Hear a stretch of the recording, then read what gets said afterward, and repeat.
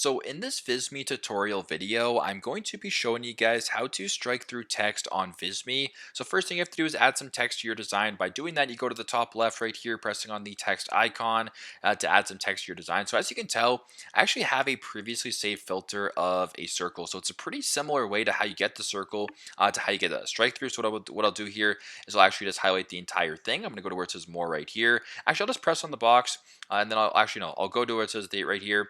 Go to this top bar to where it says annotation. So this A with the underline, pressing on that. So I'm going to go ahead and press on none to erase the entire thing. Now, if you want to strike through, go to the exact same screen right here.